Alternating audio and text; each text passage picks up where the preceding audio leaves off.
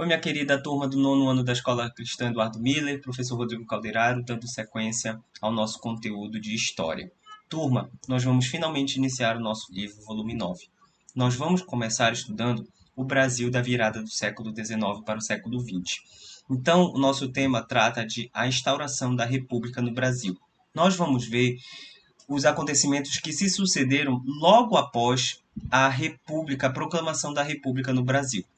Ano passado nós terminamos vendo o Segundo Império, o Império de Dom Pedro II, até que ele decide renunciar, voltar para Portugal, e os militares que pressionaram a renúncia de Dom Pedro II é que vão ascender ao poder. Nós vimos que os militares responsáveis foram o Marechal Deodoro da Fonseca, apoiado ali por outros generais do Exército Brasileiro.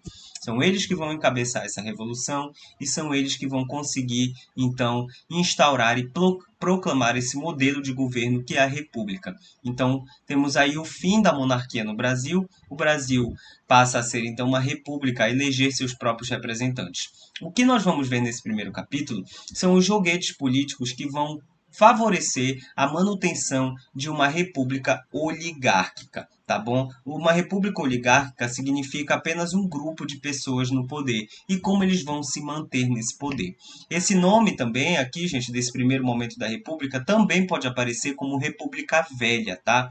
Em alguns materiais, algumas provas que vocês forem fazer no vestibular, pode aparecer com o nome de República Velha. Então, é a mesma coisa. A Primeira República ou República Oligárquica ou República Velha, tá bom? Logo depois do golpe, gente, que os militares vão dar, expulsando Dom Pedro II do país, vai ter um governo republicano provisório, que vai ser aquele governo que vai se encarregar de organizar eleições para a República, né? Nós sabemos que toda a República tem que ter eleições, porque a gente tem que eleger nossos representantes, né? Então, esse governo provisório ele vai ser responsável por organizar as primeiras eleições, tá? Então, o Marechal Deodoro da Fonseca ele vai liderar esse processo e o principal ponto é fazer a transição do país, que é muito agrícola, para uma industrialização, né? Industrializar o Brasil. A gente viu que lá na Europa a Inglaterra se industrializou no século XVII, XVIII, a França no século XVIII, XIX, os países todos no final do século XIX já são industrializados. O Brasil não é um país industrializado ainda. Então, o esforço dessa república é industrializar o Brasil e colocá-lo aí no avanço da esteira do desenvolvimento no mundo. Rui Barbosa vai ser o ministro da Fazenda, só que ele vai ser um ministro muito impopular. Ele vai tentar aí emitir moedas, né? Ele vai tentar fazer algumas coisas, algumas medidas na economia, só que isso vai acabar gerando o aumento da inflação. Além do que, a especulação financeira está crescendo nos Estados Unidos da América. A gente está tendo aí já o comecinho do capital financeiro nos Estados Unidos. A Bolsa de Valores norte-americana ela está em alta. Então, a especulação do dólar vai atrasar o desenvolvimento e a possibilidade do Brasil industrializar-se. Então, isso vai gerar um aumento da inflação, os produtos vão ficar muito caros, o que vai contribuir para a impopularidade de Rui Barbosa. Rui Barbosa vai ser, então, um ministro muito impopular, com pouca popularidade. E aí, os opositores desse governo provisório, eles vão dizer que o Brasil vive um encilhamento. Vão comparar o Brasil a um encilhamento. O encilhamento, ele pode aparecer na prova de vocês. É uma analogia. Quer dizer, encilhar quer dizer colocar o cavalo, quando o cavalo ele é de corrida, ele fica encilhado, ele se coloca parelhos aqui na visão dele para que ele só consiga ver o que está na frente dele, não se distraia com o que está nos lados e, portanto, continue a correr. Então, encilhamento seria uma analogia ao período que o Brasil estava vivendo. Estava vivendo uma reclusão, um rechaçamento, um encurtamento, e a esse ponto é que os opositores chamam de encilhamento. A impopularidade de Rui Barbosa vai ser tão grande que ele vai ter que renunciar. Então, Marechal Deodoro da Fonseca vai ter que organizar aí essas eleições, né? Vai ter que promulgar uma nova Constituição. Então, essa imagem que está aqui em cima, ela está no livro de vocês. eu peço que vocês acompanhem essa aula com o livro de vocês, né? Eu só estou dando assim um panorama geral, ajudando aí vocês, mas vocês devem ler essa parte do livro, esse capítulo todo, e qualquer dúvida vocês terão que tirar comigo no aplicativo Clipe Escola. Então essa imagem aí, ela também está no livro de vocês. Ela mostra o momento do Congresso ser convocado para formar a nova Constituição brasileira. Vocês sabem, quando muda o modo de governo, a gente tem que ter uma nova Constituição, que é aquele documento que tem as leis, toda a organização do país. Então, se o país era monarquia, agora ele é uma república. Então, ele tem que ter uma nova Constituição. E esse governo constitucional, ele vai ser aprovado, essa nova Constituição. O Marechal Deodoro da Fonseca vai chamar uma Assembleia Constituinte em 91. Essa Assembleia Constituinte vai aprovar uma Constituição fortemente inspirada no modelo norte-americano. O Brasil, então, vai se tornar uma federação. O que significa isso? Significa que o país é constituído de diversas unidades federativas. No nosso caso, hoje, nós somos 26 mais o Distrito Federal. Então, turma, são unidades federativas, são os estados. Cada estado tem o seu governante, né? É diferente aí de um país que não é federação. Um país que ele é um só e tem só um governante apenas. Os outros não existem estados soberanos, estados que têm sua própria constituição, como é o nosso caso. Para curiosidade nossa, todo estado tem uma constituição. Apesar da gente ter a Constituição Federal, que é a do Brasil, cada estado também tem a sua constituição. Isso é uma premissa da federação. Todo estado tem o seu governante e tem sua lei. Vai ser aprovado também o presidencialismo, né? Vai ter um presidente para governar essa federação que é o Brasil. Vai ter os três poderes, né? A Constituição vai prever os três poderes, o legislativo, o judiciário e o executivo, que são os três poderes que a nossa Constituição mantém até hoje, né? Então conserva daí dessa época, e o Estado vai ser laico, ou seja, igreja separada de Estado. Então o poder político é separado do poder religioso. O voto vai ser aberto e universal, mas somente para homens. Por quê? O artigo 70 dessa Constituição, ele colocava que poderão se alistar aqueles alfabetizados maiores de 21 anos, homens alfabetizados maiores de 21 anos. Então, porventura, por consequência, essa Constituição não permitia o voto das mulheres, de outras pessoas analfabetas, né? Então, toda aquela população que é descendente de ex-escravos, os africanos, os indígenas, as mulheres e os menores de idade estão excluídos desse processo que vai eleger os representantes. Então é um voto aberto, universal entre aspas. E aberto por quê? Porque a votação ela era declarada. Hoje, turma, o nosso voto é secreto. A nossa democracia, a nossa república democrática, ela preza pelo segredo do voto. Você vai numa urna e você vota secretamente. Só você está sabendo em quem você está votando. Lá nessa época do governo constitucional, turma, o voto era aberto. E a gente vai já ver uma grande consequência disso lá na frente. Então tinha que se declarar em quem você votava. Você não podia esconder o seu voto. Por fim, o presidente foi eleito Marechal Deodoro da Fonseca, mas o vice era o Marechal Floriano Peixoto.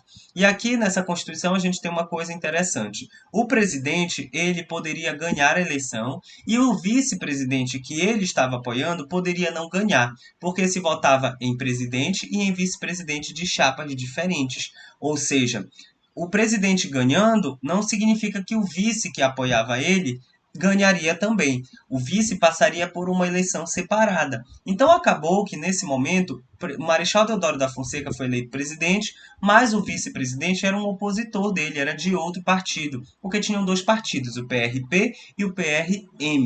Então esses dois partidos é que vão degladiar ali para o poder durante toda essa república oligárquica. E aí, gente, a gente vai ter um governo de Marechal Deodoro da Fonseca muito conturbado. Ele vai colocar o ministro lá da Fazenda, ele não vai conseguir, vai ter a renúncia do Rui Barbosa, ele vai sofrer muitas crises, ele vai sofrer um momento que foi chamado a Revolta da Armada, onde marinheiros do Rio de Janeiro vão se reunir e vão sitiar o Rio de Janeiro, vão colocar canhões apontados para o Rio de Janeiro, ameaçando bombardear a cidade caso Marechal da Fonseca não renunciasse. Ele vai decretar o estado de sítio, que significa uma suspensão dos poderes administrativos e uma garantia com que o presidente possa fazer o que quiser. É uma medida drástica utilizada em momentos de guerra.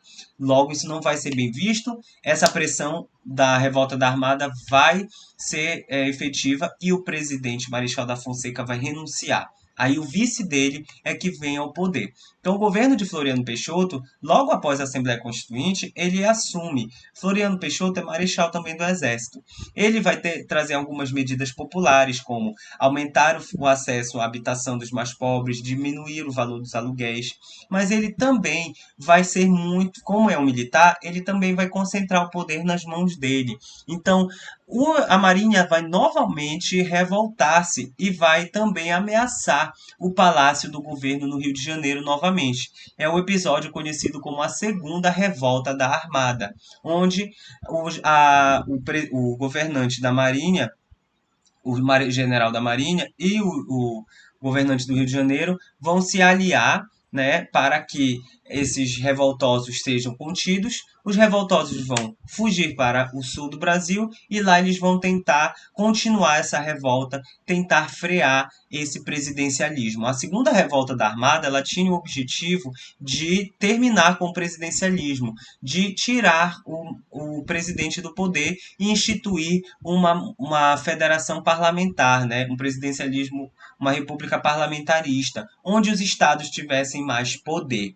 E aí a gente tem aí o que se chama Revolução Federalista, onde alguns estados vão brigar com o governo federal para a definição do modelo de governo. O que a gente tem aí? Um momento de muita instabilidade política, uma nova Constituição sendo promulgada no Brasil, um novo modelo de governo, e esse modelo de governo ele tem suas crises, tá? Floriano Peixoto vai ficar até o fim do seu mandato e a Revolução Federalista vai continuar até o fim. Em 1895 é que vai terminar e vai ser apaziguada essa revolução.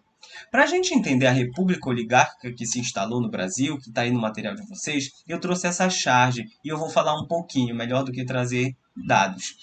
Essa charge ela mostra especificamente um governante dentro de uma xícara e alternadamente está caindo uma xícara de leite e uma xícara de café. Na xícara de leite está a sigla de um estado, o estado de Minas Gerais. E na outra xícara, a sigla do estado de São Paulo. Isso, gente, é o que ficou conhecido como República Café com Leite. A República do Café com Leite era um nome, um codinome, né, uma chacota que foi colocada nessa República Oligárquica do Brasil, porque alternavam-se entre os governantes indicados por Minas Gerais, que era o principal produtor de gado, ou seja, do leite, e um governante de São Paulo, o principal estado produtor do café. Então, esses políticos, eles faziam um joguinho político em que eles se mantinham no poder. Ora, o indicado de Minas Gerais ganhava no mandato e já sabia-se que no outro mandato seguinte ia ser o candidato de São Paulo. Então, essa república oligárquica, ela unia os estados brasileiros, eles conseguiam indicar sempre um governante, tanto de Minas, outro de São Paulo. Então, essa alternância de governantes de cada um dos estados ficou conhecida como República do Café com Leite. E a gente vai ver esse mecanismo, como era tão falho esse mecanismo da república oligárquica. O poder político, ele era exercido pelos coronéis. Os coronéis, eles eram os donos das terras. Era uma espécie de senhor feudal lá do feudalismo na Europa. Eles tinham muito poder, muito dinheiro, eles tinham muita influência política, eles comandavam praticamente o exército daqueles estados. Então, os coronéis, eles eram as maiores autoridades nas localidades, nas regiões. Eles exerciam uma política chamada voto de cabresto. O que significa isso? O coronel, ele influenciava o voto do eleitor. Como ele influenciava esse voto? Esse voto, já falamos lá no começo desse vídeo, que o voto era aberto. Então era necessário declarar em quem se votava. Acontece que na hora do voto, o coronel estava sempre presente lá na hora de votar. É óbvio que uma pessoa não ia se comprometer, não ia contradizer o coronel. Então acabava que o coronel é que indicava em quem a pessoa ia ter que votar. O voto aberto acabava constrangendo o eleitor, né? Uma pessoa não podia votar se não fosse naquele candidato do coronel, porque o coronel estava lá. Então, votar em alguém que o coronel não apoiava era comprar briga com a maior autoridade da localidade. Isso poderia até incorrer em morte, porque o coronel tinha ali o domínio do poder militar também. Então, isso vai favorecer a política dos governadores. Os coronéis é que acabavam escolhendo quem iam ser os governadores dos estados, né? E os governadores dos estados apoiavam os coronéis para que eles continuassem influenciando nos votos. Essa era a chicana política ali que acontecia para continuar mantendo um pequeno grupo sempre no poder. Os governantes dos estados apoiavam os coronéis influenciavam os votos dos eleitores. Acabava que essa república, gente, ela não tinha uma certa democracia, ela estava totalmente viciada. E aí, para terminar, a gente vê que a economia na República Oligárquica, ela obedecia um pouco, ela não conseguiu se industrializar, ainda era fortemente dependente do café e do mercado financeiro externo, o dólar. Então, vai acontecer dois acontecimentos ali no finalzinho da República Velha, que é a crise na Bolsa dos Valores dos Estados Unidos, a bolsa vai quebrar, todo mundo que investia na bolsa vai ficar falido e o dólar vai despencar de valor. O café era o principal produto comprado pelos Estados Unidos. Com essa desvalorização do dólar e o Brasil e os Estados Unidos vai parar de comprar café, o café que estava sendo plantado aqui, ele vai ser queimado. E a gente tem aí um episódio em 1931 que é a queima do café. O café vai ser totalmente queimado porque ele já não tinha mais valor. O café perdeu seu valor como principal produto de exportação. Turma, a gente vai ficando por aqui. Leiam esse capítulo atentamente, resolvam o exercício no final, que eu vou indicar lá para vocês. Eu vou ficando por aqui, desejando que estejam com saúde. Qualquer dúvida, me chamem através do aplicativo Clipe Escola. Fiquem com Deus. Tchau, tchau.